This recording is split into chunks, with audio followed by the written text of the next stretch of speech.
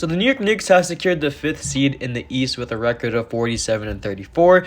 With the likes of Jalen Brunson and Julius Randle, they've definitely made a name for themselves as they're a pretty competent team, considering the East right now with everything. And, with the season coming down to the end, we're going to be seeing the Cavs and the New York Knicks in the first round, and I think that's going to be a pretty interesting matchup right there. I mean, looking forward to it. I think, with Donovan Mitchell, Darius Garland, Jalen Brunson, RJ Barrett, even having guys like Julius Randle versus Evan Mobley, Mitchell Robinson, Jarrett Allen, this might be probably the most electric first round this year, and I'm definitely hyped for it. So, we'll talk about the Knicks today. I think they're a really interesting team to look at, and with what they have right now, they're definitely a team to look out for, not only this season, but looking forward into the future. So we'll get into it right here. So firstly, I did want to talk about Jalen Brunson. So yeah, he's been a really big factor in the Knicks' success this season. Looking at previous seasons, I know last season, they didn't really have that starting level point guard last season. I know Derrick Rose was supposed to be that guy, but coming in this season, Jalen Brunson got a huge contract. I think it was worth $100 million, something around that. And I think, previously everyone thought he was overpaid for basically a role player on the Dallas Mavericks, and although he did break out in the playoffs, people thought of him as more of an overpaid role player. But coming into the season, starting off pretty strong, and looking at it right now, he has definitely been the biggest surprise for the New York Knicks, and even the biggest surprise here in the NBA overall. So I think, that contract, I think it was a 4-year, $100 million contract. I think that's pretty much a steal for this guy. And I think, moving forward, he should be the starting point guard for this or for the team. He definitely has all the tools. Now, I'll get into his game and his stats overall, but looking at his just journey overall, coming from the Dallas Mavericks, being a second-round pick in 2018, looking at it right now in 2023, he was a first-time All-Star this year, so that's definitely great to see.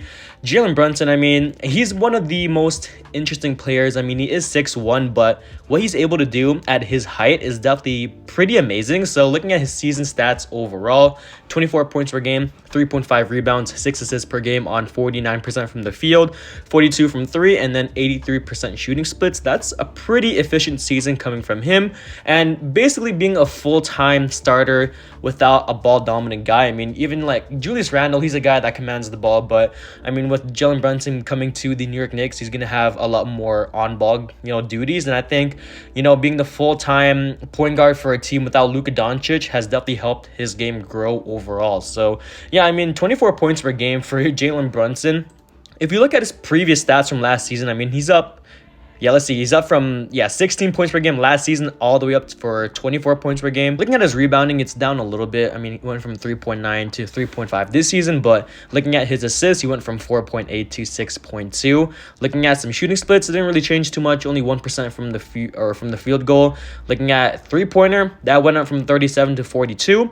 Looking at his free throw, went down from 84 to 83. So, Brunson, really the only difference here is getting a lot more scoring opportunities here in New York, which is definitely good for him and his growth. But also, for the New York Knicks, he's creating more opportunities for guys like, Julius Randle, Mitchell Robinson, even RJ Barrett, who isn't having a great season, but still is getting some buckets, with Brunson being able to facilitate the offense. So yeah, Brunson, definitely one of the best point guards, one of the more underrated point guards still, I believe, in the league. And what separates Brunson from the rest of the point guards in the league is that he's able to just work in the paint and work in the restricted area, which is definitely something, you don't really see it from a guy 6'1". He's definitely a guy that can just use a lot of pump fakes, a lot of head fakes. A guy that can just work on the pivot foot, which is definitely something I see a lot from in his game. And it's definitely one of my favorite parts about his game is that he's able to just maneuver around in the post, which is, something that, like I said, a short guy shouldn't be able to do. Yeah, I said short. Yes, I did. But, regardless, he's been able to just surprise me overall on offense.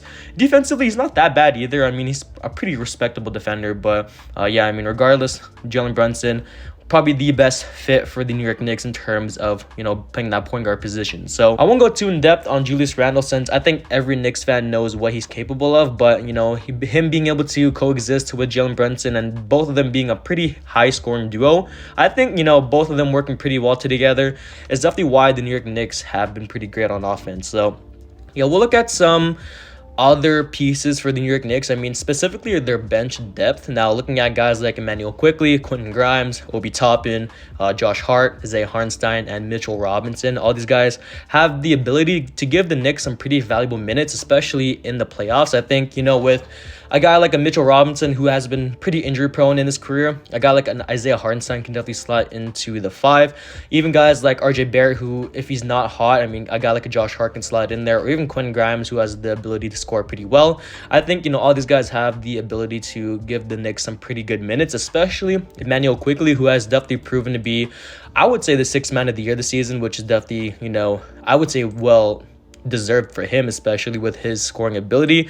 The Knicks, they definitely have one of the more unique depths in the league with, Emmanuel Quickley, Grimes, Obi, Isaiah Hartenstein, Obi Toppin, Josh Hart. Like I said, Obi Toppin twice. But yeah, I mean, this depth is definitely something that you don't see in most East teams. And even with the Cavs, I mean, looking at the starting 5, they have a good, solid starting 5, one of the best. But looking at their bench, it kind of falls off there. So that's where the Knicks separate from all the other teams in the East and even in the NBA too. So yeah, I mean, I don't know. I mean, other than that, RJ Barrett, I know he has been a pretty disappointing player for the Knicks this year. Everyone thought he would have a pretty big jump. Now, I mean, he is having a pretty bad shooting season this season. I mean, he hasn't been able to knock down his threes all too often. I mean, this season alone, 19.6 points per game, 31 from the 3, which is not what you want to see, 43 from the field, which isn't too bad. But, I mean, coming from a guy that was picked 3rd overall in 2019, I think you would expect some more progress from him. But regardless, I think RJ, he's definitely going to get there soon. He is only 22 years old. I think, he has a really high ceiling as a good 3-point shooter still. I mean, he will take those threes. I know he can hit them. Looking at his sophomore year, he did hit 40% from his threes. So if he can get back to something like that, I think that could be pretty good. But, I mean, right now he's not looking too hot from 3 and even from anywhere right now. So he will have his occasional, 20 points per game or 20-point games sometimes this season. But overall, isn't really too consistent on the offensive end. So yeah, I'm really hoping RJ gets back to that level of, being able to be that consistent starter, but overall hasn't been too great this season. So yeah, looking at some playoff predictions for the Knicks. So like I said, they're versing the Cavs in the first round. So I have the New York Knicks winning in 6 games. I think, it might go 6 or 7 games with, everything considered. Donovan Mitchell, Darius Garland, a pretty respectable duo right there. And I think, them being a high-scoring duo, it's definitely going to be a lot harder for the New York Knicks to cover them. And I think with a front court like Jarrett Allen and Evan Mobley, I think, that's going to be a little bit troubling for Julius Randle and Mitchell Robinson, the guard. But I think, the Knicks are definitely going to pull out with, Jalen Brunson being marked by Darius Garland, not a good defender at all, basically. I think the Knicks are definitely going to take it in 6. So, yeah, looking at, their ceiling in the playoffs, I'm thinking they could take it all. I think I see them in the finals for sure with what they have right now. But I'm predicting that they make it to at least the Western Conference Finals and then probably fizzle out there. But they definitely have the potential to go to the NBA Finals this season. So you guys can, what do you guys think about the New York Knicks? I think they're one of the more interesting teams in the league. I know they were pretty bad at one time this season, but they definitely have picked it up. So you guys can, what do you guys think about the New York Knicks? That's the end. I'm out.